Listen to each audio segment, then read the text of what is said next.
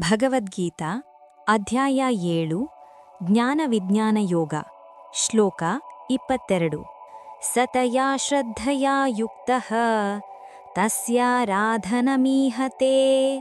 ಲಭತೆ ಚ ತತಃ ಕಾಮಾನ್ ಮಯೈವ ವಿಹಿತಾನ್ ಹಿತಾನ್. ಕನ್ನಡ ಅನುವಾದ: ಅವನು ಆ ಶ್ರದ್ಧೆಯಿಂದ ಯುಕ್ತನಾಗಿ ಆ ದೇವತೆಯ ಆರಾಧನೆಯಲ್ಲಿ ತೊಡಗುತ್ತಾನೆ. ಆದ್ದರಿಂದ ಅವನು ತನ್ನ ಕಾಮನೆಗಳನ್ನು ಪಡೆಯುತ್ತಾನೆ, ಆದರೆ ಅವುಗಳನ್ನು ಕೊಡುವವನು ನಾನೇ. ಅರ್ಥ: ಭಕ್ತನು ತನ್ನ ಆರಾಧನೆಯ ಮೂಲಕ ತನ್ನ ಆಸೆಗಳನ್ನು ಪೂರೈಸಿಕೊಳ್ಳಬಹುದು, ಆದರೆ ಆ ಫಲವನ್ನು ಕೊಡುವ ಮೂಲ ಶಕ್ತಿ ಪರಮಾತ್ಮನೇ ಆಗಿದ್ದಾನೆ. ನಾವು ಯಾವ ದೇವತೆಯನ್ನು ಪೂಜಿಸಿದರೂ ಅದರ ಹಿಂದೆ ಇರುವ ಶಕ್ತಿ ಒಂದೇ. ಇಂತಹ ಭಕ್ತಿ ಬಹುತೇಕವಾಗಿ ಕಾಮನೆಗಳ ಮೇಲೆ ಆಧಾರಿತವಾಗಿರುತ್ತದೆ.